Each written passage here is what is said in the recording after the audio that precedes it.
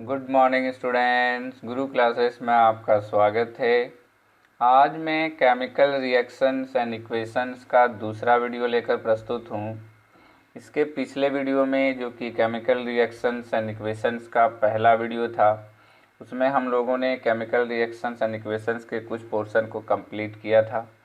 पहले हम लोग जानेंगे कि हम लोगों ने पिछले वीडियो में जो कि पहला पार्ट था उसमें क्या पढ़ा है। उसके बाद हम लोग जो है केमिकल रिएक्शन इक्वेशंस के दूसरे पार्ट को स्टार्ट करेंगे और देखेंगे कि आज के इस वीडियो में जो हम लोग क्या सीखने वाले हैं।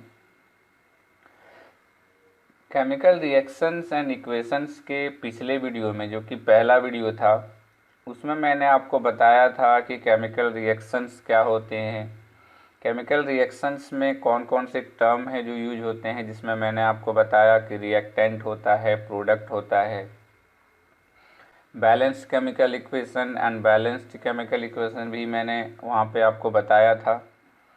और हम लोग ये भी पढ़े थे कि केमिकल इक्वेशन को हम लोग बैलेंस्ड क्यों करते हैं।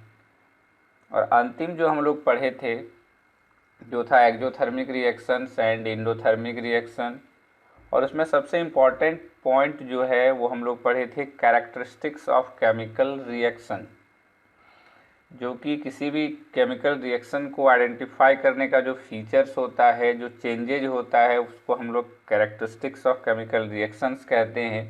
वो भी हम लोग पिछले वीडियो में कंप्लीट कर चुके थे। उससे आगे बढ़ते हुए आज के इस वीडियो में हम लोग पढ़ेंगे types of chemical reactions. Class 10 में जो टाइप्स ऑफ केमिकल रिएक्शंस हमें पढ़ने हैं वो टोटल 5 है। हम लोग 5 types of chemical reactions class 10 में पढ़ेंगे, जिसमें फर्स्ट है कम्बिनेशन रिएक्शंस, सेकंड है डिकम्पोजिशन रिएक्शंस, थर्ड है डिस्प्लेसमेंट रिएक्शंस, फोर्थ है double displacement reactions and 5 and last है ऑक्सीडेशन एंड रिडक्शन रिएक्शंस। ये पांचों रिएक्शंस जो हैं हमें क्लास 10 में पढ़ने हैं। हम लोग ये पांचों रिएक्शंस इस वीडियो में कवर भी करेंगे।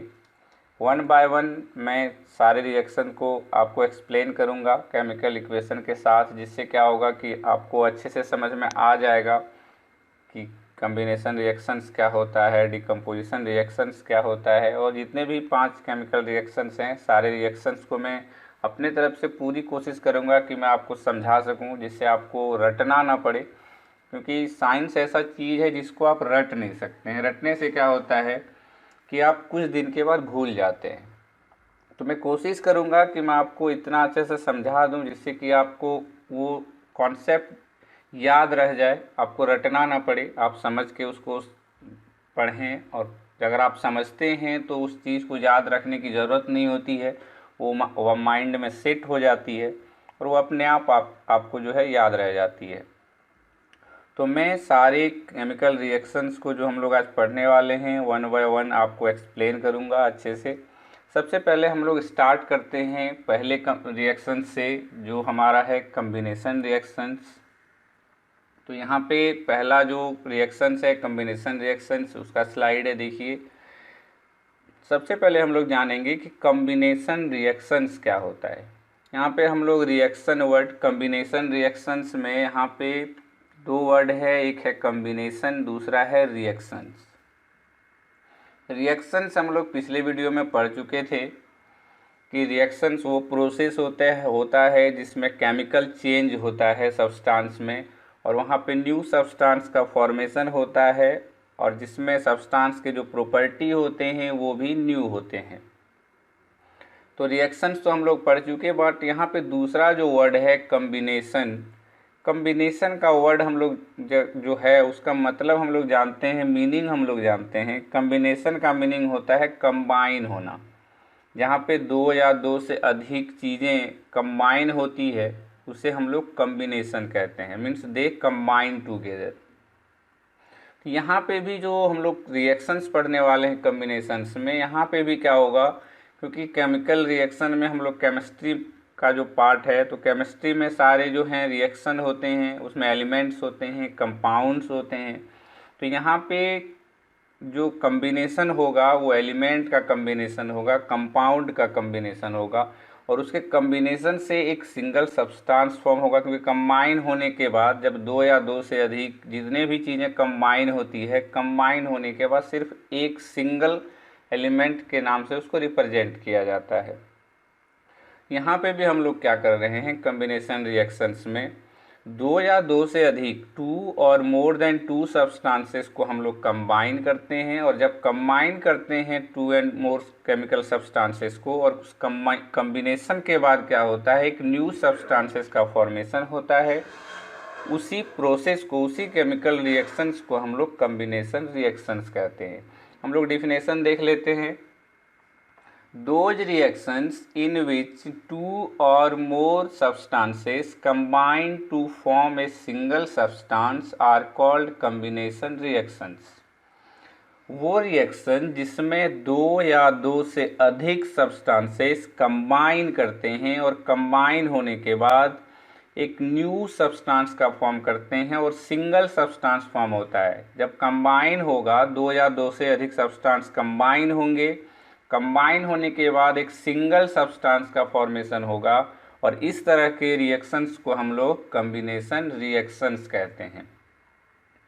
हम लोग पिछले वीडियो में पढ़े कि जो लेफ्ट हैंड साइड का हमारा जो होता है एलिमेंट्स या फिर कंपाउंड्स, वो हमारा रिएक्टेंट होता है, जो रिएक्ट करता है, केमिकल रिएक्शन में पार्ट लेता है, और जो हमारा राइट साइड जो होता है वो हमारा प्रोडक्ट होता है।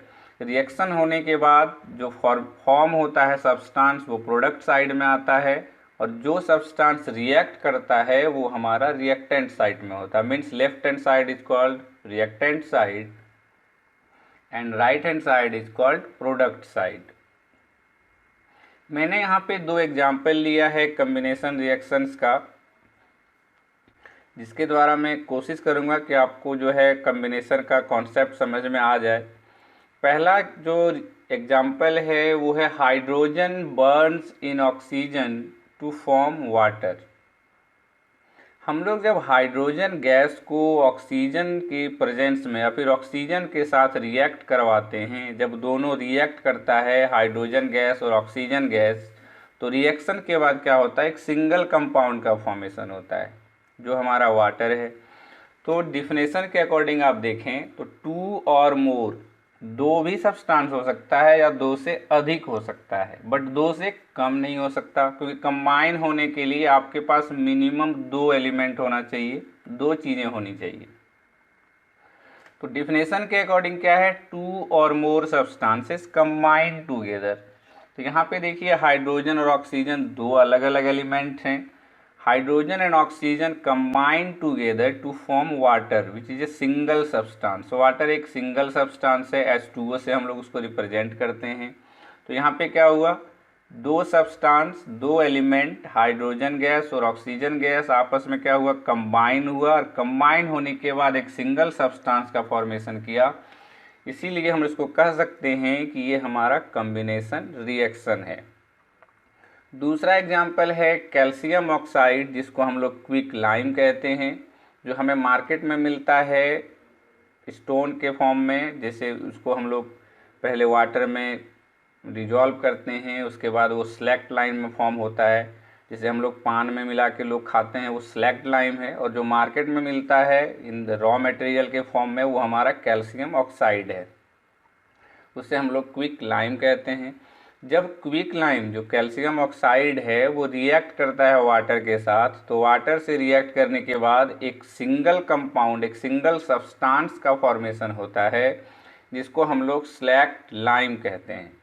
यहाँ पे आप देखिए CaO हमारा जो है क्विक लाइम है, और H2O हमारा वाटर है।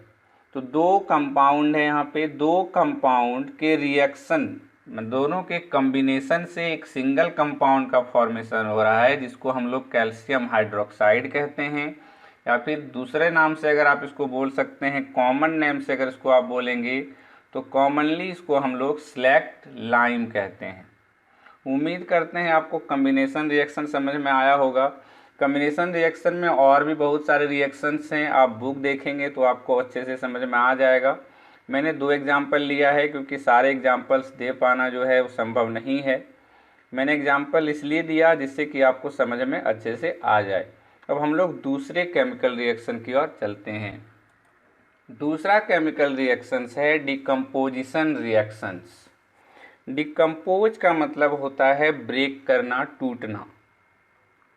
इट मीन्स इसमें हम लोग पढ़ेंगे कि यहाँ पे एक सिंगल सब्सटेंस ब्रेक करता है और ब्रेक करने के बाद दो या दो से अधिक सब्सटेंस में बंट जाता है। हम लोग पिछले में क्या पढ़े, कम्बिनेशन हो रहा था, दो या दो से अधिक सब्सटेंस एक दूसरे से कंबाइन हो रहा था और कंबाइन होने के बाद एक सिंगल सब्सटेंस का फॉर्मेशन हो रहा था। बट उसका जस्ट अपोजिट में हम लोग इसमें पढ़ेंगे कि इसमें एक सिंगल सब्सटेंस डिकम्पोज होगा, ब्रेक करेगा, स्प्लिट करेगा और स्प्लिट होने के बाद दो या दो से अधिक छोटे छोटे सब्सटेंस में बंट जाएगा। इट मीन्स हम लोग कह सकते हैं कि decomposition reaction is just the reverse reaction of combination reaction. Combination में कंबाइन होता है और डिकम्पोजिशन में डिकम्पोज होता है। They are the reverse of each other. तो डिकम्पोजिशन रिएक्शन में क्या होगा कि एक सिंगल सब्सटेंस होगा और वो किसी न किसी कंडीशन में, ऐसे सिंपली अपने आप नहीं टूटता है कोई भी सब्सटेंस जो होता है, तो किसी न किसी कंडीशन पे वो डिकम्पोज होगा और डिकम्पोज होने के बाद एक सिंगल सब्सटेंस दो या दो से अधिक छोटे छोटे सब्सटेंस में बंट जाता है। उसी रिएक्शंस को हम लोग डिकम्पोजिशन रिएक्शंस कहते हैं। डिफिनेशन हम लोग देखते हैं। Those reactions in which a compound splits up into two or more simpler substances are called decomposition reactions. वो रिएक्शन जिसमें एक single compound split up means टूट जाता है, बिखर जाता है, बंट जाता है इनटू टू और मोर सिंपलर सब्सटेंसेस। एक कंपाउंड टूट के दो या दो से अधिक छोटे छोटे सब्सटेंस में बंट जाता है, आर कॉल्ड डिकम्पोजिशन रिएक्शंस। उसे हम लोग डिकम्पोजिशन रिएक्शंस कहते हैं। वो रिएक्शन जिसमें एक सिंगल कंपाउंड टूट जाता है और टूटने के बाद दो या दो से अधिक छोटे छोटे सब्सटेंस में बंट जाता है, उसे हम लोग डिकम्पोजिशन रिएक्शंस कहते हैं। जैसा कि मैंने बताया कि कोई भी सब्सटेंस खुद नहीं टूटता है, उसके लिए कोई कंडीशन होता है। उसके अकॉर्डिंग डिकम्पोजिशन रिएक्शन को यहाँ पे तीन टाइप्स में मैंने डिवाइड किया है। पहला हमारा है thermal decomposition reactions. Decomposition reaction तीन केस में, तीन कंडीशन में होता है। एक होता है इन प्रेजेंस ऑफ हीट, दूसरा होता है इन प्रेजेंस ऑफ लाइट और तीसरा होता है इन प्रेजेंस ऑफ इलेक्ट्रिसिटी। कोई भी सब्सटेंस हीट के प्रेजेंस में टूटेगा या फिर लाइट के प्रेजेंस में टूटेगा या फिर इलेक्ट्रिसिटी के प्रेजेंस में टूटेगा। तो इसी प्रकार से मैंने क्या किया है, तीनों को तीन टाइप्स में डिवाइड कर दिया है, जिससे कि आपको समझने में क्या हो, आसानी हो। तो पहला जो है हम लोग पढ़ते हैं कि decomposition which takes place in presence of heat, जिसको हम लोग थर्मल डिकम्पोजिशन कहते हैं।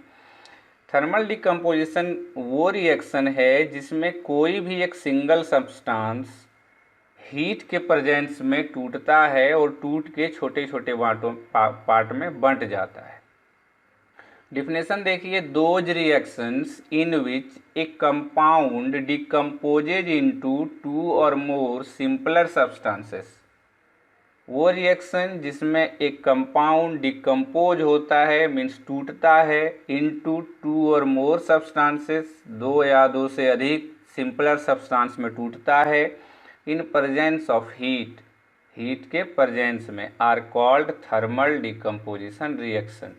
उसे हम लोग थर्मल डिकम्पोजिशन रिएक्शंस कहते हैं। यहाँ पे मैंने जो थर्मल डिकम्पोजिशन रिएक्शंस का एग्जाम्पल दिया है, वो दोनों एग्जाम्पल काफ़ी इम्पोर्टेंट हैं एग्ज़ाम के पॉइंट ऑफ व्यू से। ये दोनों एग्जाम्पल से रिलेटेड क्वेश्चन जो है पूछे जाते हैं एग्ज़ाम में। ये तो मैं नहीं कह सकता कि हर साल पूछे जाते हैं, बट पूछे जाते हैं, इसलिए मैंने ये दो एग्जाम्पल लिया है। पहले मैं पहला एग्जाम्पल आपको एक्सप्लेन करता हूँ, उसके बाद हम लोग दूसरे एग्जाम्पल की ओर चलेंगे। पहला एग्जाम्पल है, when lead nitrate is heated strongly it breaks down to form lead monoxide, nitrogen dioxide and oxygen. यहाँ पे कह रहा है कि जब लेड नाइट्रेट को हम लोग स्ट्रांगली हीट करते हैं, इट मीन्स ये थर्मल डिकम्पोजिशन है, हम लोग थर्मल का एग्जांपल दे रहे हैं। तो लेड नाइट्रेट को हम लोग जब बहुत ज़्यादा हीट करते हैं तो ये टूट जाता है और टूटने के बाद फॉर्म करता है lead monoxide, nitrogen dioxide and oxygen. तो हम लोगों ने देखा कि एक सिंगल सब्सटेंस था लेड नाइट्रेट, और उसको जब हम लोग हीट किए तो वो 3 पार्ट में बंट गया, 3 छोटे छोटे सब्सटेंस में डिकम्पोज हो गया। पहला लेड मोनोऑक्साइड, दूसरा नाइट्रोजन डाइऑक्साइड, तीसरा ऑक्सीजन गैस। तो ये हमारा क्या हो गया, डिकम्पोजिशन रिएक्शन हो गया, जिसमें एक single substance more than 2 substance में डिकम्पोज हो रहा है। अब इससे रिलेटेड एग्जाम में क्वेश्चंस कैसे पूछे जा सकते हैं, आपसे पूछे जा सकते हैं कि what happens when lead nitrate is heated strongly, indicate the change in colour of the substances. तो यहाँ पे क्वेश्चन क्या हुआ कि क्या होगा जब लेड नाइट्रेट को हम लोग बहुत हीट करेंगे, स्ट्रांगली हीट करेंगे। तो आंसर क्या होगा, when lead nitrate is heated strongly it forms lead monoxide, nitrogen dioxide and oxygen gas and the colour will be yellow, from colourless to yellow. पहले क्या था, लेड नाइट्रेट का colour colourless है, जब उसको हम लोग हीट किए और जब डिकम्पोज हुआ तो जो मेरा लेड मोनोऑक्साइड फॉर्म किया वो येलो हो गया। तो हमारा चेंज इन कलर क्या हो गया, कलरलेस से येलो हो गया। तो ये इसी प्रकार का क्वेश्चन ये जो एग्जाम्पल है इससे पूछे जाते हैं। हम लोग अब दूसरे एग्जाम्पल की ओर चलते हैं। दूसरा एग्जाम्पल ये और भी ज़्यादा इम्पोर्टेंट है, फेरस सल्फेट सॉल्यूशन का एग्जाम्पल है। When ferrous sulphate is heated strongly it decomposes to form ferric oxide, sulphur dioxide and sulphur trioxide. Ferrous sulphate का जो कलर होता है वो ग्रीन होता है। यहाँ पे मैं एक बात आपको बताते चलूँ, फेरस सल्फेट एक हाइड्रेटेड सॉल्ट है। हाइड्रेटेड सॉल्ट का मतलब उसमें वाटर मॉलिक्यूल्स प्रेजेंट होता है, वाटर ऑफ क्रिस्टलाइजेशन होता है। फेरस सल्फेट का जो एक्चुअल में अगर आप फॉर्मूला याद करें तो उसका होता है FeSO4.7H2O। ये हमारा जो है फेरस सल्फेट का फॉर्मूला है। बट मैंने यहाँ पे क्या किया है, वाटर का जो है इंक्लूड नहीं किया है। आप पूछेंगे आपको ये प्रॉब्लम भी होगा, डाउट भी हो सकता है, सर वाटर को क्यों नहीं लिए। क्या हुआ, यहाँ पे जब हम लोग हीट करते हैं तो कोई भी हाइड्रेटेड सॉल्ट, जैसे कि आप वॉशिंग सोडा का एग्जांपल ले लें, वॉशिंग सोडा में क्या होता है Na2CO3 Na2, ये हम लोग एसिड बेस्ड सॉल्ट में अच्छे से पढ़ेंगे कि हाइड्रेटेड सॉल्ट क्या होता है, डिहाइड्रेटेड सॉल्ट क्या होता है। बट यहाँ पे मैं थोड़ा सा ओवरव्यू दे देता हूँ। 10H2 ये हमारा जो है वॉशिंग सोडा का है। यहाँ पे 10 मॉलिक्यूल्स ऑफ वाटर है और यहाँ पे 7 मॉलिक्यूल्स ऑफ वाटर है, और इसी वाटर मॉलिक्यूल्स के प्रेजेंस के कारण ये ग्रीन है और ये हमारा वाइट होता है। इसको हम लोग वाटर ऑफ क्रिस्टलाइजेशन कहते हैं। अब ये वाटर ऑफ क्रिस्टलाइजेशन क्या होता है, ये भी एक क्वेश्चन होगा। मैं यहाँ पे थोड़ा सा आपको एक्सप्लेन कर दूँ कि वाटर ऑफ क्रिस्टलाइजेशन क्या होता है। हम लोग जो वॉशिंग सोडा यूज करते हैं तो वॉशिंग सोडा का जो क्रिस्टल होता है वो हमारा जो छोटे छोटे क्रिस्टल के फॉर्म में होते हैं।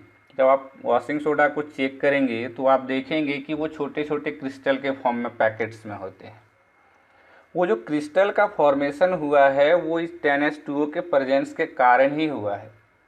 अगर आप उसको हीट करेंगे तो वो क्रिस्टल के फॉर्म में नहीं रहेगा, क्योंकि उसका वाटर मॉलिक्यूल्स गर्म करने के बाद क्या होगा कि वो वेपर बन के उड़ जाएगा, वो इवेपोरेट हो जाएगा। जब ये इवेपोरेट हो जाएगा तो वाटर मॉलिक्यूल्स ख़त्म हो जाएगा, तो वो डिहाइड्रेटेड सॉल्ट बन जाएगा और वो क्रिस्टल के फॉर्म में नहीं होगा।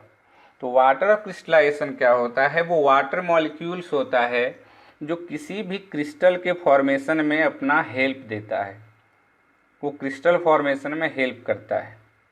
इसका डिफिनेशन आप ये याद रख सकते हैं, the number of water molecules required to form the crystal of a substance. किसी भी सब्सटेंस के क्रिस्टल स्ट्रक्चर के फॉर्मेशन में जितने वाटर मॉलिक्यूल्स की ज़रूरत होती है उसे उसका वाटर ऑफ क्रिस्टलाइजेशन कहते हैं। Water of crystallisation means crystal form करने में जो वाटर का रिक्वायर्ड हुआ उसे हम लोग वाटर ऑफ क्रिस्टलाइजेशन कहते हैं। मैंने यहाँ पे फेरस सल्फेट में इसलिए नहीं लिखा क्योंकि जब हम लोग हीट करेंगे तो मेरा 7H2O पहले वेपर बन के उड़ जाएगा, तो मैंने उसे नेगलेक्ट किया। बट मैंने आपको यहाँ पे समझा दिया कि ये 7H2O भी होता है। एग्ज़ाम में आपको नहीं लिखना है 7H2O, but ferrous sulphate in the form of hydrated salt है तो 7H2O होगा। क्योंकि हीट हम लोग करते हैं इसलिए हम लोग सिंपल FeSO4 लिखते हैं, क्योंकि वाटर मॉलिक्यूल्स इवेपोरेट हो जाता है, मीन्स वेपराइज हो जाता है, और वो सिर्फ ड्राई हमारे पास फेरस सल्फेट मिल जाता है, इसलिए हम लोग वहाँ पे वाटर मॉलिक्यूल्स रिप्रेजेंट नहीं करते हैं। अब हम लोग एग्जाम्पल को अच्छे से समझते हैं कि क्या कह रहा है एग्जाम्पल में। When ferrous sulfate is heated strongly, it decomposes to form ferric oxide, sulfur dioxide and sulfur trioxide। जब फेरस सल्फेट को बहुत ज़्यादा हीट करते हैं तो क्या होता है, ये टूट जाता है और फॉर्म करता है ferric oxide, sulphur dioxide and sulphur trioxide. Ferrous sulphate और फेरिक, आप यहाँ पे दो टर्म देख रहे हैं, एक फेरस दूसरा फेरिक, बट दोनों तो हमारा Fe है, तो नाम कैसे चेंज हो गया, ये भी एक क्वेश्चन होता है। फेरस हमारा आयरन का अगर वैलेंसी +2 होगा तो उसे हम लोग फेरस कहेंगे। यहाँ पे आप देखें Fe ये 2+ है और ये SO4 2- है, क्योंकि जितने भी कंपाउंड होते हैं वो इलेक्ट्रिकली न्यूट्रल होते हैं, उसका ओवरऑल चार्ज 0 होता है। तो आयरन का वैलेंसी यहाँ पे +2 है और यहाँ पे आप देखेंगे तो इसका जो वैलेंसी है वो 3+ है और ऑक्सीजन का 2- है, तो हो जाएगा 3 2 जा -6, 3 2 जा +6, तो ये ओवरऑल 0 हो जाएगा। तो अगर आयरन का वैलेंसी 2+ होता है, 2 होता है, तो वो फेरस कहलाता है, और अगर आयरन का वैलेंसी +3 होगा तो उसे हम लोग फेरिक कहते हैं। तो यहाँ पे आप देखिए जब फेरस सल्फेट का फॉर्मेशन हो रहा है तो उसका वैलेंसी +2 है और यहाँ पे फेरिक ऑक्साइड में +3 है, इसलिए यहाँ पे उसको फेरस कहते हैं और इस साइड इसको हम लोग फेरिक कहते हैं। तो जब फेरस सल्फेट को स्ट्रांगली हीट किया जाता है तो फेरिक ऑक्साइड बनता है, सल्फर डाइऑक्साइड गैस बनता है और सल्फर ट्राइऑक्साइड गैस भी बनता है। तो ये तो साफ हम लोग देख रहे हैं कि ये डिकम्पोजिशन है, एक single substance ferrous sulphate decompose होके टूट के 2 या 2 से अधिक छोटे छोटे सब्सटेंस में डिवाइड हो रहा है, बंट रहा है, तो ये डिकम्पोजिशन रिएक्शन है। इन प्रेजेंस ऑफ हीट है तो ये हमारा थर्मल डिकम्पोजिशन रिएक्शंस हो गया। यहाँ पे जो क्वेश्चन अराइज होता है, पहला पूछा जाता है कि ये green colour iron substances, iron compound, आपको ये नहीं बोला जाएगा कि वो फेरस सल्फेट है, आपको सिंपली पूछा जाता है क्वेश्चन में कि ये green colour iron compound is heated strongly to form a brown colour iron compound with a gases of sulphur, smell of sulphur. कहता है एक आयरन का कंपाउंड जो ग्रीन कलर का है उसको हीट किया जाता है, जब उसको हीट हम लोग करते हैं तो एक आयरन का कंपाउंड बनता है जो ब्राउन कलर का होता है और उसके साथ में जो गैस होता है ना वो बर्निंग सल्फर का स्मेल देता है, मीन्स उसमें सल्फर का स्मेल होता है जब वो बर्न होता है, जब हीट होता है तो जो गैस प्रोड्यूस होता है इस रिएक्शन में वो बर्निंग सल्फर का स्मेल देता है। इट मीन्स वो सल्फर का ही गैस होगा तब तो बर्निंग सल्फर का स्मेल देगा।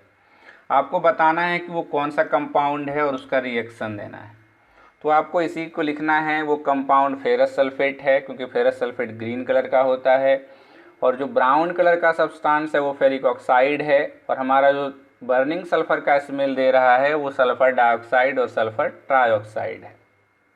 यहाँ पे जो सेटअप मैंने फिगर में दिया है वो आप समझें। सेटअप में क्या किया गया है, एक हम लोग ट्यूब लिए हैं, बॉइलिंग ट्यूब है, उसमें फेरस सल्फेट को रखा गया है इसको जब हीट किया गया तो जो वाटर ड्रॉपलेट्स है उसमें जो वाटर ऑफ क्रिस्टलाइजेशन था वो यहाँ पे आ गया, देखिए वाटर ड्रॉपलेट्स के फॉर्म में। उसके बाद हीट करते रहने से ये गैस जो रिलीज हुआ वो SO3 और SO2 गैस रिलीज हो गया, और नीचे जो बचा वो हमारा फेरिक ऑक्साइड बच गया। उम्मीद करते हैं आपको ये थर्मल डिकम्पोजिशन रिएक्शन समझ में आया होगा।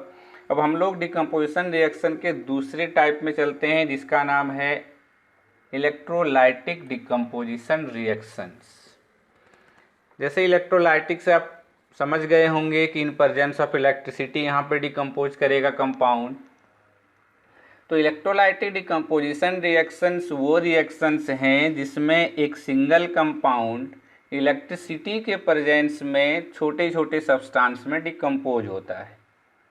Those reactions in which a compound decomposes into two or more simpler substances in presence of electricity are called electrolytic decomposition reaction। वो रिएक्शन जिसमें एक कंपाउंड डिकम्पोज होता है दो या दो से अधिक छोटे छोटे सब्सटेंसेस में इन प्रेजेंस ऑफ इलेक्ट्रिसिटी, इलेक्ट्रिसिटी के प्रेजेंस में, उसे हम लोग इलेक्ट्रोलाइटिक डिकम्पोजिशन रिएक्शंस कहते हैं। इन प्रेजेंस ऑफ हीट होता है तो thermal decomposition reaction, in presence of electricity हुआ तो इलेक्ट्रोलाइटिक डिकम्पोजिशन रिएक्शंस। इसका एग्जाम्पल जो है बेस्ट सूटेड है, वाटर जो है उसको अगर हम लोग इलेक्ट्रिसिटी से पास करते हैं, वाटर से अगर इलेक्ट्रिसिटी पास करते हैं तो क्या होता है, वाटर ब्रेक करके हाइड्रोजन और ऑक्सीजन में कन्वर्ट हो जाता है। लेकिन यहाँ पे एक वर्ड मैंने यूज किया है, when electricity is passed through acidified water. अब यहाँ पे क्वेश्चन ये हो सकता है कि सर एसिडिफाइड क्यों लिखे, सिंपली वाटर क्यों नहीं लिखे। तो वाटर अगर प्योर होता है हमारा तो प्योर वाटर में इलेक्ट्रिसिटी फ्लो नहीं करता है, क्योंकि प्योर वाटर में आयंस नहीं होते। और आप क्लास 8 में पढ़े होंगे केमिकल इफेक्ट ऑफ करंट में कि करंट तभी किसी भी लिक्विड से पास होता है जब लिक्विड में आयंस प्रेजेंट होता है, और प्योर वाटर में कोई आयंस नहीं होता है। तो उसमें आयंस होने के लिए थोड़ा एसिड उसमें डालना पड़ता है, क्योंकि एसिड एक इलेक्ट्रोलाइट्स है और वो वाटर में जैसे ही घुलेगा वो आयंस में टूट जाएगा। इसीलिए क्या करते हैं, उसमें थोड़ा सा एसिड डाल देते हैं जिससे कि इलेक्ट्रिसिटी पास हो सके और हमारा जो रिक्वायरमेंट है वो मेरा फुलफिल हो जाए। इसीलिए वहाँ पे एसिडिफाइड वाटर लिखा हुआ है, means some amount of acid in water.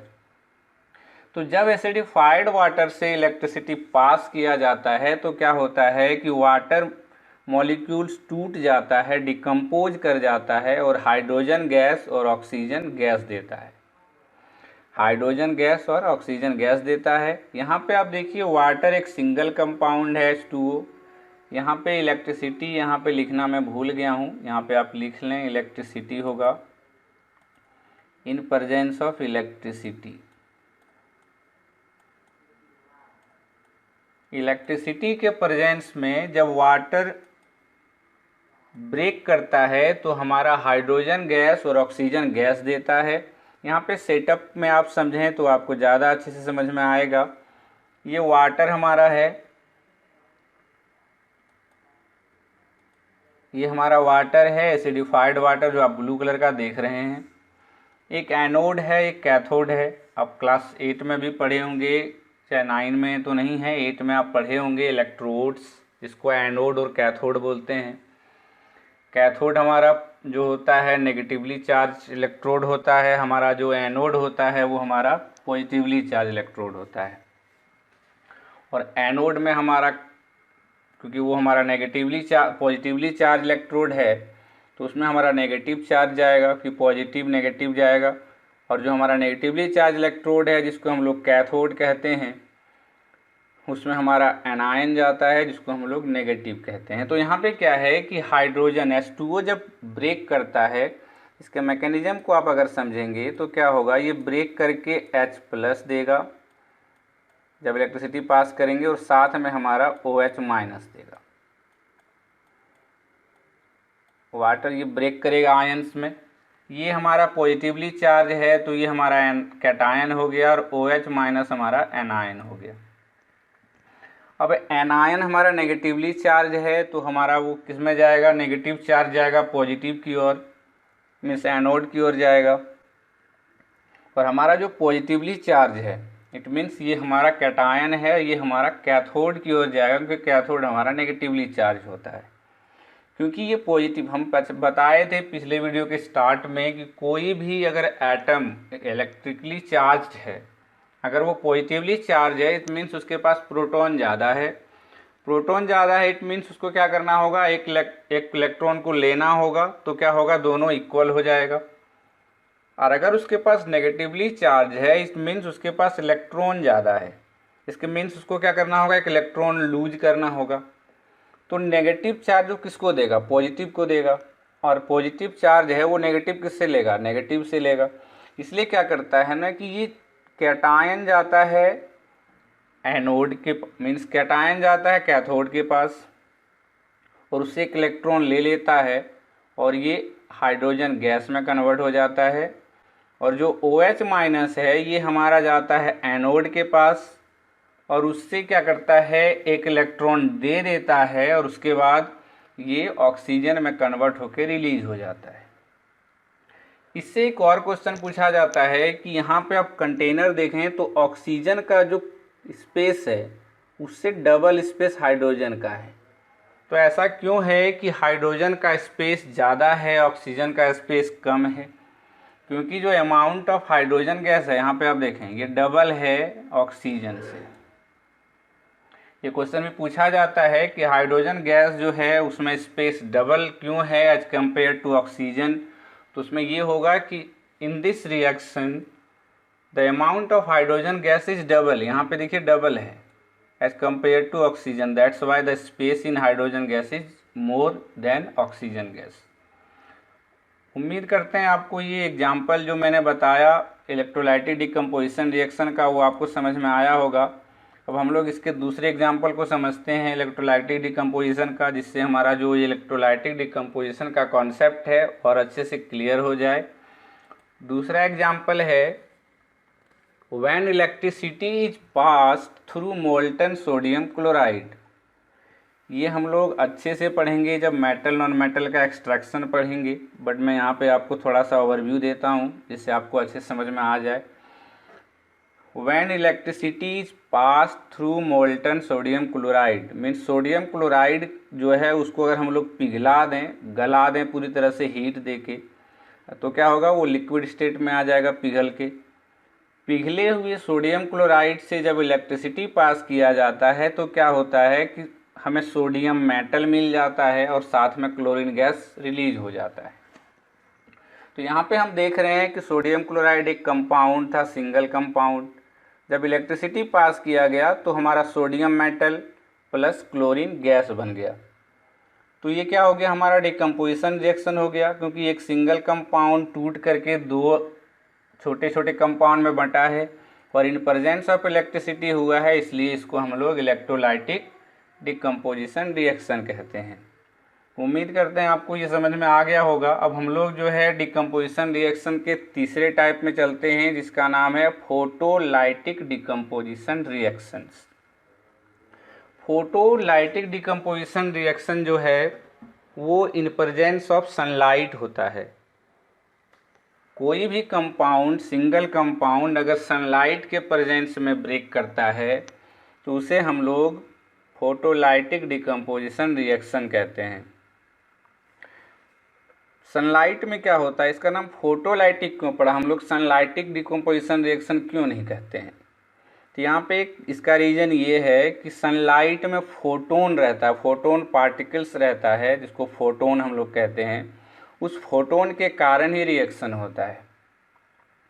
तो फोटोलाइटिक डिकम्पोजिशन रिएक्शन में क्या होगा कि वो रिएक्शन जिसमें कोई भी सब्सटेंस सनलाइट के प्रेजेंस में ब्रेक करता है और ब्रेक करके दो या दो से अधिक छोटे छोटे सब्सटेंस में टूट जाता है, उसे हम लोग फोटोलाइटिक डिकम्पोजिशन रिएक्शंस कहेंगे। एग्जाम्पल में देखिए, when silver chloride is expose to light it decomposes to form silver metal and chlorine gas. जब सिल्वर क्लोराइड को हम लोग एक कंटेनर में रख के अगर सनलाइट में छोड़ देते हैं तो जब सनलाइट उस पर पड़ता है तो क्या होता है, वो कंपाउंड में हमारा सिल्वर रखा रह जाता है और उसमें प्रेजेंट जो क्लोरीन गैस होता है वो एक्सपोज हो जाता है, वो रिलीज हो जाता है। और कुछ देर के बाद आप पाएंगे कि आपके कंटेनर में सिर्फ सिल्वर है, क्लोरीन नहीं है। इट मीन्स क्या हुआ कि वो ब्रेक कर गया, क्लोरीन रिलीज हो गया, सिल्वर रह गया। तो ये क्या हो गया, फोटोलाइटिक डिकम्पोजिशन, क्योंकि ये सनलाइट के प्रेजेंस में हो रहा है। उम्मीद करते हैं आपको तीनों समझ में आ गया होगा। थर्मल डिकम्पोजिशन रिएक्शंस जो इन प्रेजेंस ऑफ हीट होता है, दूसरा इलेक्ट्रोलाइटिक डिकम्पोजिशन रिएक्शन जो इन प्रेजेंस ऑफ इलेक्ट्रिसिटी होता है, और तीसरा जो है फोटोलाइटिक डिकम्पोजिशन रिएक्शन। तीनों आपको समझ में आया होगा। एग्जाम में क्या होता है, इस तीनों से जो क्वेश्चन पूछे जाते हैं वो इस प्रकार होते हैं कि give the reaction of each of the following decomposition reaction. आपको बोला जाएगा कि आप जो है डिकम्पोजिशन रिएक्शन के इक्वेशन को दीजिए। पहला इन प्रेजेंस ऑफ हीट, जो इन प्रेजेंस ऑफ हीट होता है उसका केमिकल इक्वेशन दीजिए। दूसरा इन प्रेजेंस ऑफ लाइट जो होता है उसका जो है रिएक्शन दीजिए। और तीसरा इन प्रेजेंस ऑफ इलेक्ट्रिसिटी जो डिकम्पोजिशन होता है उसका रिएक्शन दीजिए। इसलिए आपको रिएक्शन समझना ज़रूरी पड़ जाता है, क्योंकि जो एग्ज़ाम में आप लिखेंगे वहाँ पे रिएक्शन काफ़ी इम्पोर्टेंट रोल प्ले करता है। अब हम लोग जो है आज के तीसरे रिएक्शन की ओर चलते हैं और देखते हैं कि वो क्या है। तीसरा जो रिएक्शन है वो है डिस्प्लेसमेंट रिएक्शंस। डिस्प्लेसमेंट का जो है मतलब हम लोग समझते होंगे, एक एलिमेंट को दूसरा एलिमेंट डिस्प्लेस कर देता है और वो खुद उसके प्लेस पे अपने को स्टेबल कर लेता है।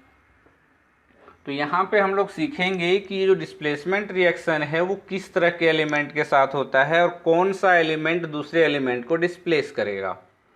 पहले हम लोग जो है डिस्प्लेसमेंट रिएक्शंस के डिफिनेशन को समझ लेते हैं।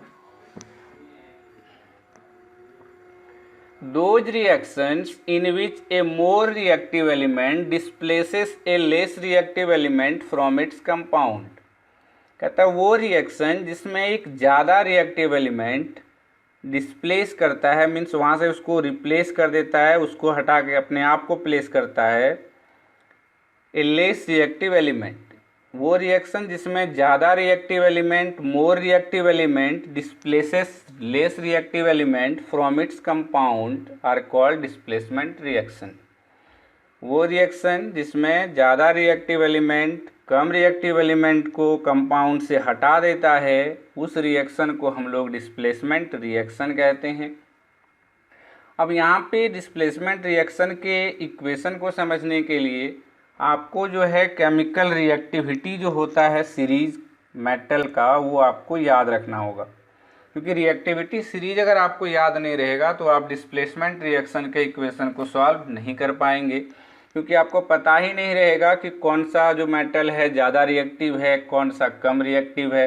और हम लोग यहाँ पे पढ़ रहे हैं कि मोर रिएक्टिव जो है वो लेस रिएक्टिव को डिस्प्लेस करता है। अगर आपको ये पता ही नहीं रहेगा कि मोर रिएक्टिव कौन सा है, लेस रिएक्टिव कौन सा है, तो आप डिस्प्लेस नहीं कर पाएंगे। इसलिए मैंने क्या किया है, देखिए आप साइड में मैंने रिएक्टिविटी सीरीज दे दिया है मेटल का। सबसे ऊपर जो है पोटेशियम है, सबसे ज़्यादा रिएक्टिव है। उसके बाद सोडियम है, पोटेशियम से थोड़ा कम रिएक्टिव, मीन्स ऊपर सबसे ज़्यादा रिएक्टिव है, जैसे जैसे आप नीचे आएंगे रिएक्टिविटी घटते चला जाएगा। सबसे कम रिएक्टिव हमारा ऑरम है, जिसको हम लोग गोल्ड कहते हैं, ऑरम उसका लैटिन नेम है। तो यहाँ पे आप ध्यान ये दें कि ऊपर वाला एलिमेंट अगर है तो वो नीचे वाले को डिस्प्लेस कर लेगा, लेकिन नीचे वाला एलिमेंट ऊपर वाले एलिमेंट को डिस्प्लेस नहीं करेगा। इस सीरीज़ को आप याद कर लें, जिससे क्या होगा, आपको डिस्प्लेसमेंट रिएक्शन के इक्वेशन को सॉल्व करने में आसानी होगी। एग्जाम्पल में मैंने दिया है, when a piece of iron metal is placed in copper sulphate solution. जब एक आयरन मेटल के पीस को कॉपर सल्फेट के सॉल्यूशन में डाला जाता है तो क्या होता है, आयरन कॉपर को डिस्प्लेस कर देता है। क्योंकि देखिए यहाँ पे आयरन ऊपर है, कॉपर नीचे है, तो आयरन जो है कॉपर को डिस्प्लेस कर सकता है। तो आयरन क्या करेगा, कॉपर सल्फेट से कॉपर को डिस्प्लेस कर देगा और बना लेगा आयरन सल्फेट प्लस कॉपर जो है रिलीज हो जाएगा, कॉपर को हटा देगा। रिएक्शन में समझें, आपको ज़्यादा समझ में आएगा। यहाँ पे कॉपर सल्फेट पहले एक्वस था, मीन्स ये सॉल्यूशन है, तो हमारा वाटर के साथ कॉपर सल्फेट सॉल्यूशन है जो ब्लू कलर का होता है। उसमें जब आयरन का नेल डाला गया, यहाँ देखिए जो मैंने फिगर दिया हुआ है, ये कॉपर सल्फेट सॉल्यूशन है, इसमें एक आयरन नेल डाला गया, ये ग्रे कलर का है। रिएक्शन के बाद क्या हुआ, ये colour of the solution change हो गया, क्योंकि ये क्या हो गया, ग्रीन कलर हो गया, तो ये बन गया फेरस सल्फेट। और साथ में आप देखेंगे तो जो नेल हम लोग डाले थे आयरन नेल, वो हमारा रेड ब्राउन कलर का हो गया, क्योंकि इसके ऊपर कॉपर का जो है लेयर चढ़ गया। क्योंकि कॉपर को जब आयरन डिस्प्लेस कर दिया तो वो सॉल्यूशन से हट गया और आयरन नेल के ऊपर वो अपना लेयर फॉर्म कर लिया। तो क्या हम लोग देख रहे हैं कि आयरन जो है इस कंपाउंड से, जो कॉपर का कंपाउंड था, वो कॉपर को डिस्प्लेस कर रहा है, क्योंकि ये मोर रिएक्टिव है और ये लेस रिएक्टिव है। अगर मान लीजिए ये उल्टा होता, अगर ये सी यू ये पार्ट जो आप प्रोडक्ट पार्ट में देख रहे हैं, अगर ये हमारा रिएक्टेंट साइड होता तो ये रिएक्शन नहीं होता। ऐसा क्यों? क्योंकि कॉपर आयरन को डिस्प्लेस नहीं कर सकता है, क्योंकि कॉपर जो है लेस रिएक्टिव है, ये आयरन को डिस्प्लेस नहीं कर सकता, इसलिए ये रिएक्शन नहीं होता। हमेशा याद रखें कि मोर रिएक्टिव अगर एलिमेंट होगा तभी लेस रिएक्टिव एलिमेंट को उसके कंपाउंड से डिस्प्लेस कर सकेगा। अगर ऐसा नहीं होता है, अगर मान लीजिए ये लेस रिएक्टिव होता है, तो मोर रिएक्टिव को उसके कंपाउंड से डिस्प्लेस नहीं कर पाएगा। यहाँ पे आप जो कलर या मैंने इंडिकेट किया है वो आप याद रखें, क्योंकि कभी कभी ये प्रैक्टिकल बेस्ड क्वेश्चन में अगर आपको न्यूमेरिकल जो मीन्स एमसीक्यू क्वेश्चन होता है पूछा जाता है, उसमें भी ये क्वेश्चन पूछ लिया जाता है कि जब कॉपर सल्फेट सॉल्यूशन में हम लोग आयरन नेल को डालते हैं तो सॉल्यूशन का कलर क्या हो जाता है, सॉल्यूशन के कलर में क्या चेंज होता है, तो वो हो जाएगा ब्लू टू ग्रीनिश। उम्मीद करते हैं आपको डिस्प्लेसमेंट रिएक्शन भी समझ में आ गया होगा। हम लोग अब इसके नेक्स्ट रिएक्शन की ओर चलते हैं। नेक्स्ट रिएक्शन है डबल डिस्प्लेसमेंट रिएक्शंस। जैसा कि यहाँ पे आप वर्ड देख रहे हैं डबल डिस्प्लेसमेंट, इसमें डिस्प्लेसमेंट 2 बार होता है। और डबल डिस्प्लेसमेंट रिएक्शन में क्या होता है ना कि आयन का एक्सचेंज होता है। और दूसरी बात ये है कि यहाँ पे कोई एलिमेंट रिएक्ट नहीं करेगा, यहाँ पे दोनों कंपाउंड होने चाहिए और दोनों मेटल कंपाउंड होने चाहिए, मीन्स दोनों सॉल्ट होने चाहिए। क्योंकि मेटल का अगर कंपाउंड होगा तो जनरली वो सॉल्ट ही होगा। तो हम लोग पहले डिफिनेशन समझ लेते हैं, उसके बाद एग्जाम्पल को अच्छे से समझेंगे हम लोग। Those reactions in which 2 compounds, यहाँ पे मैंने बताया आपको कि कंपाउंड्स हो सकता है, यहाँ पे एलिमेंट कभी नहीं होगा, ये हमेशा 2 कंपाउंड होगा। React by an exchange of ions to form 2 new compounds are called double displacement reactions. कहता है दोज रिएक्शंस, वो रिएक्शन जिसमें 2 कंपाउंड्स आपस में आयन के एक्सचेंज करके रिएक्ट करता है। React by an exchange of ions, वो रिएक्ट करता है और अपने आयन को एक्सचेंज करता है। ये आयन अपना उसको दे देता है और उसके आयन को अपने आप रख लेता है, उसको हम लोग डबल डिस्प्लेसमेंट रिएक्शन कहते हैं। और जब आयन एक दूसरे को एक्सचेंज करता है तो जो 2 न्यू कंपाउंड है रिएक्शन के बाद 2 नए कंपाउंड्स में कन्वर्ट हो जाते हैं। जैसे आप यहाँ पे फिगर में समझें, जो डायग्राम मैंने दिया है, ए बी एक कंपाउंड है, जो ए जो है यहाँ पे बी से मिला हुआ है।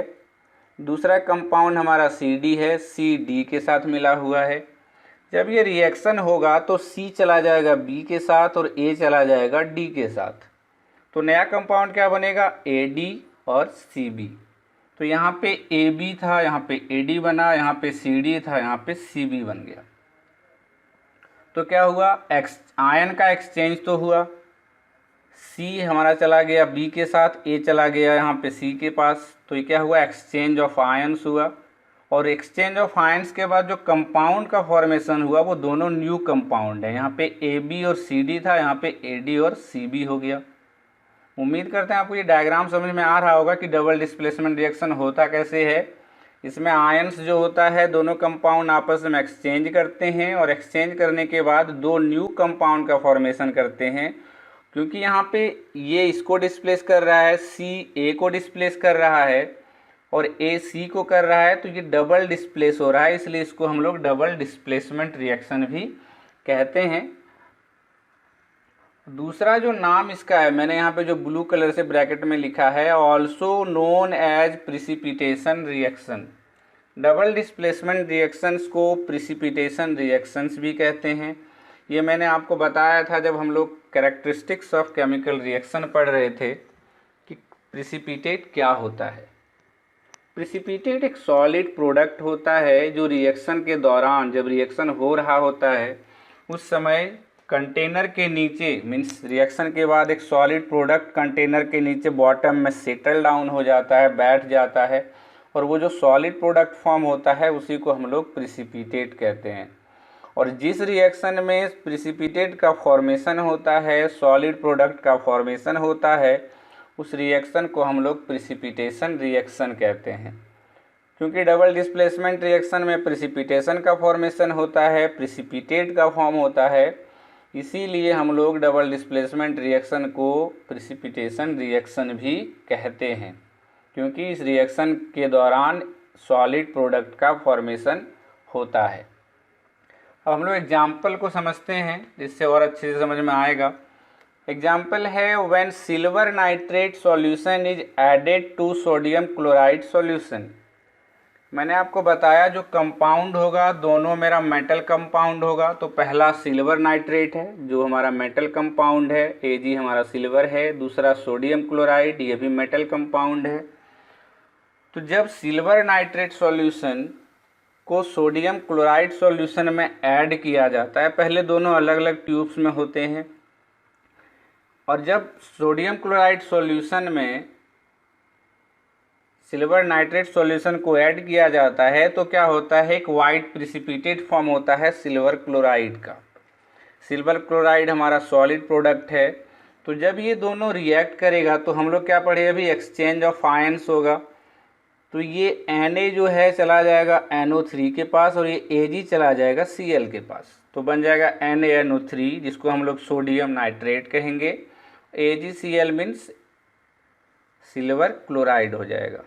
तो सिल्वर क्लोराइड जो है हमारा प्रिसिपिटेट है, एक सॉलिड प्रोडक्ट है, मीन्स ये रिएक्शन के बाद बॉटम ऑफ द कंटेनर में सेटल डाउन हो जाएगा। और ये वाइट कलर का होता है, जब रिएक्शन होता है तो रिएक्शन के बाद ये bottom of the container means container के नीचे सॉलिड प्रोडक्ट के फॉर्म में बैठ जाता है। क्योंकि ये वाइट कलर का होता है इसलिए हम लोग इसे वाइट प्रिसिपिटेट भी कहते हैं। तो हम लोगों ने क्या देखा कि दो कंपाउंड आयन के एक्सचेंज से रिएक्ट किया, और जब वो दोनों रिएक्ट किया तो एक हमारा प्रिसिपिटेट फॉर्म हुआ और दूसरा जो है सॉल्यूशन में रह गया। तो ये एक्वस वर्ड, ये एक्वस जो है हमारा वाटर के साथ इसका सॉल्यूशन है।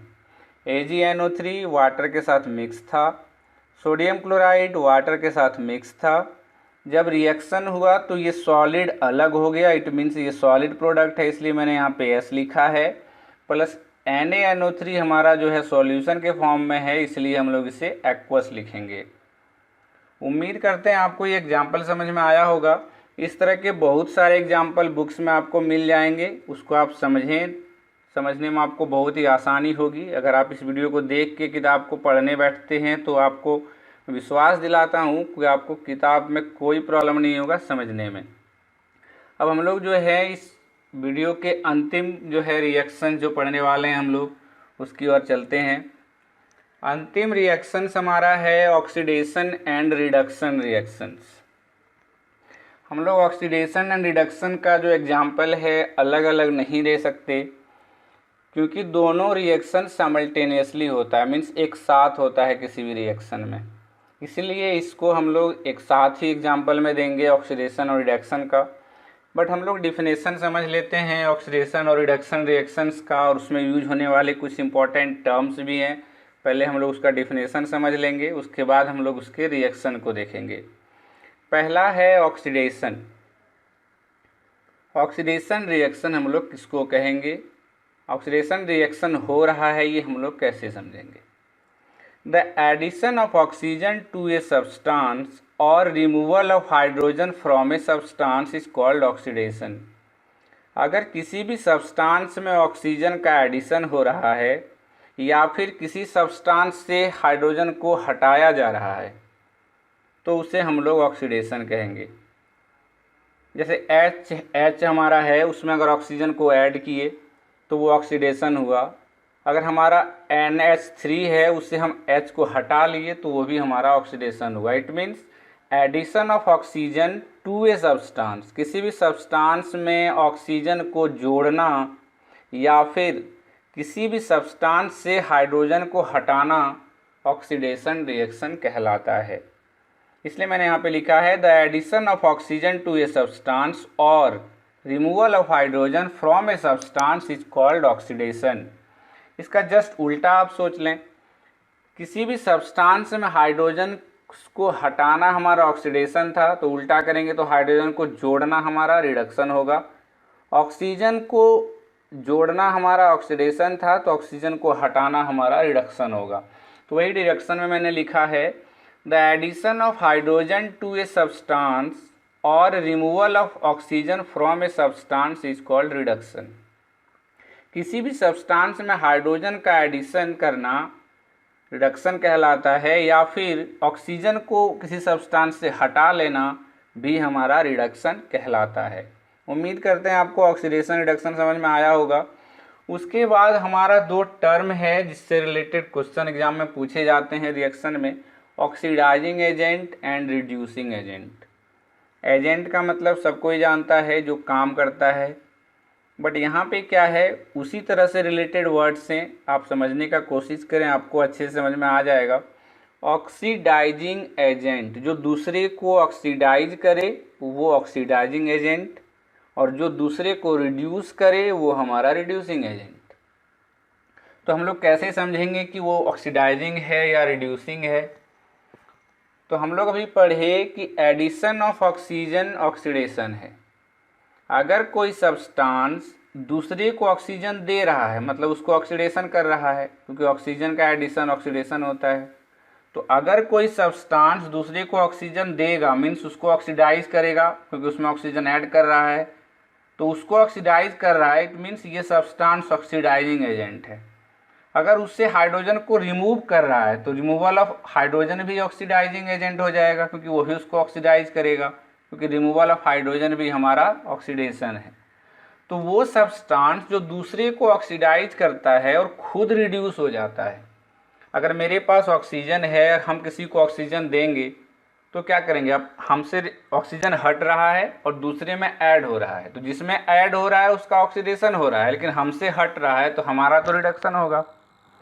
तो इससे क्या होगा कि वो सब्सटेंस जो दूसरे को ऑक्सीडाइज करेगा और खुद रिड्यूस हो जाएगा, उसको हम लोग ऑक्सीडाइजिंग एजेंट कहेंगे। और इसके जस्ट रिवर्स में आप सोचें, वो सब्सटेंस जो दूसरे को रिड्यूस करेगा, मीन्स दूसरे से ऑक्सीजन लेगा या फिर हाइड्रोजन देगा, तो वो सब्सटेंस जो दूसरे को रिड्यूस करेगा और खुद ऑक्सीडाइज हो जाएगा, उसे हम लोग रिड्यूसिंग एजेंट कहेंगे। और लास्ट जो पॉइंट है हमारा जो ऑक्सीडेशन एंड रिडक्शन का, वो है रिडॉक्स रिएक्शन। रिडॉक्स रिएक्शन जो है दोनों टर्म से मिलके बना है, ऑक्सीडेशन एंड रिडक्शन से। रिडक्शन का रेड और ऑक्सीडेशन का ऑक्स मिलके रिडॉक्स बना है, मीन्स इस रिएक्शन में ऑक्सीडेशन और रिडक्शन दोनों एक साथ होंगे। आप देखिए यहाँ पे रिडॉक्स में रेड हमारा रिडक्शन का पार्ट है और ऑक्स हमारा ऑक्सीडेशन का पार्ट है। तो रिडॉक्स रिएक्शन वो रिएक्शन है जिसमें ऑक्सीडेशन और रिडक्शन दोनों एक साथ होता है, साइमल्टेनियसली, मतलब एक साथ होगा। Those reactions in which oxidation and reduction both take place simultaneously are called redox reaction. वो रिएक्शन जिसमें ऑक्सीडेशन और रिडक्शन दोनों एक साथ होते हैं उसे हम लोग रिडॉक्स रिएक्शन कहते हैं। उम्मीद करते हैं आपको ये पांचों पॉइंट समझ में आए होंगे। अब हम लोग रिडॉक्स रिएक्शन के एग्जाम्पल को देखते हैं, क्योंकि मैंने आपको शुरू में बताया कि ऑक्सीडेशन और रिडक्शन दोनों एक साथ होते हैं, इसलिए हम लोग ऑक्सीडेशन और रिडक्शन का डिफरेंट अलग अलग जो है एग्जाम्पल नहीं दे सकते। दोनों रिएक्शन जिसमें होगा, क्योंकि वो दोनों रिएक्शन एक साथ होता है, इसलिए हम लोग क्या करेंगे, रिडॉक्स रिएक्शन का एग्जाम्पल लेंगे, क्योंकि रिडॉक्स ऐसा रिएक्शन है जिसमें ऑक्सीडेशन और रिडक्शन दोनों एक साथ होता है।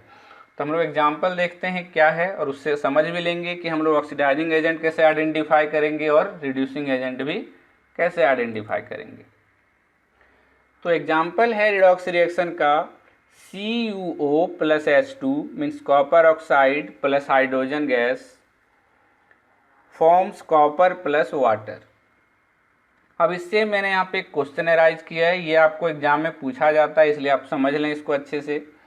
कॉपर ऑक्साइड जब वाटर से रिएक्ट किया तो हाइड्रोजन ऑक्साइड मीन्स वाटर बन गया और कॉपर यहाँ पे अकेला रह गया। अब हम लोग यहाँ पे समझेंगे ऑक्सीडेशन कैसे आइडेंटिफाई करें और रिडक्शन कैसे आइडेंटिफाई करेंगे। तो हम लोग क्या पढ़े थे, addition of oxygen called oxidation, removal of oxygen is called reduction. यहाँ पे आप देखिए, और हमेशा आप जो है रिएक्टेंट साइड में देखें और उसके बाद उसी कंपाउंड को प्रोडक्ट में देखें। तो रिएक्टेंट साइड में ये कॉपर ऑक्साइड था, जब ये रिएक्ट किया तो इधर ये कॉपर हो गया। तो क्या देख रहे हैं हम लोग, ये रिमूवल ऑफ ऑक्सीजन हो गया यहाँ पे। तो removal of oxygen means reduction, इसका मतलब कॉपर ऑक्साइड का रिडक्शन हुआ है, ये रिड्यूस हुआ, क्योंकि इसका ऑक्सीजन हट गया, ये रिडक्शन हुआ इसका, इट मीन्स ये रिड्यूस हुआ। अब ये ऑक्सीजन ऐड किस में हुआ, तो देखिए यहाँ पे हाइड्रोजन अकेला था और यहाँ पे ऑक्सीजन इसमें ऐड हो गया, तो एडिशन ऑफ ऑक्सीजन हो रहा है इसमें। तो एडिशन ऑफ ऑक्सीजन हमारा क्या होता है, ऑक्सीडेशन होता है। तो यहाँ पे क्या होगा, CuO रिड्यूस हो रहा है, अपना ऑक्सीजन लूज कर रहा है, H2 हमारा ऑक्सीडाइज हो रहा है क्योंकि इसमें ऑक्सीजन ऐड हो रहा है। तो देखिए सब्सटेंस ऑक्सीडाइज में H2 है, क्योंकि एडिशन ऑफ ऑक्सीजन हो रहा है H2 में, तो ये ऑक्सीडाइज हुआ। सब्सटेंस रिड्यूस्ड में CuO है, क्योंकि इससे रिमूवल ऑफ ऑक्सीजन हुआ, तो ये हमारा रिड्यूस हुआ। अब हम लोग समझेंगे ऑक्सीडाइजिंग एजेंट और रिड्यूसिंग एजेंट कैसे होगा। तो देखिए आप यहाँ पे, इसको ऑक्सीजन दिया कौन, तो ये कॉपर ऑक्साइड, तब तो ये हाइड्रोजन ऑक्साइड बना, वाटर बना। तो ये क्या किया, ये अपना ऑक्सीजन इसको देके इसको ऑक्सीडाइज कर दिया, लेकिन खुद क्या हो गया, रिड्यूस हो गया। अभी मैंने आपको बताया कि ऑक्सीडाइजिंग एजेंट क्या होता है, जो दूसरे को ऑक्सीडाइज करे और खुद रिड्यूस हो जाए, वो हमारा ऑक्सीडाइजिंग एजेंट होता है। तो कॉपर ऑक्साइड अपना ऑक्सीजन हाइड्रोजन को देके इसको वाटर बना दिया, लेकिन खुद तो रिड्यूस हो गया, इसका रिमूवल ऑफ ऑक्सीजन हो गया। तो जो खुद रिड्यूस हो जाए और दूसरे को ऑक्सीडाइज करे, वो हमारा ऑक्सीडाइजिंग एजेंट होता है। तो CuO हमारा ऑक्सीडाइजिंग एजेंट हो गया। उसी का नेक्स्ट जो रिड्यूसिंग एजेंट है, उसका डेफिनेशन था कि वो सब्सटेंस जो दूसरे को रिड्यूस करे। तो ये क्या किया, इसका ऑक्सीजन ले लिया तो इसको रिड्यूस कर दिया, क्योंकि इसके ऑक्सीजन को रिमूव कर लिया ये। तो हाइड्रोजन इसके ऑक्सीजन को रिमूव करके यहाँ आ गया, तो ये इसको रिड्यूस किया, तो ये हमारा रिड्यूसिंग एजेंट हो गया, क्योंकि ये कॉपर ऑक्साइड को रिड्यूस किया और खुद ऑक्सीडाइज हो गया यहाँ पे। तो those compound, those substances which reduces others and oxidises itself, जो दूसरे को रिड्यूस करे और खुद ऑक्सीडाइज हो जाए, उसे हम लोग रिड्यूसिंग एजेंट कहते हैं। उम्मीद करते हैं ये आपको समझ में आया होगा। और आज का जो ये अंतिम पॉइंट था जो हम लोग पढ़ने वाले थे, 5 केमिकल रिएक्शंस, उसमें ये अंतिम केमिकल रिएक्शंस था, इसका नाम ऑक्सीडेशन एंड रिडक्शन रिएक्शंस था। उम्मीद करते हैं आपको आज का ये वीडियो पसंद आया होगा। अगर आपको आज का वीडियो पसंद आया हो तो आप वीडियो को लाइक ज़रूर करें और हमारे चैनल को भी सब्सक्राइब करें। केमिकल रिएक्शन और इक्वेशन का जो बचा हुआ पार्ट है, जो इस चैप्टर का थोड़ा सा जो पार्ट बच गया है, वो मैं अगले वीडियो में लेके आऊँगा, और उस वीडियो में हम लोग इस चैप्टर से रिलेटेड कुछ इम्पोर्टेंट पॉइंट को भी डिस्कस करेंगे, क्वेश्चन को भी डिस्कस करेंगे। आज के इस वीडियो के लिए बस इतना ही। धन्यवाद।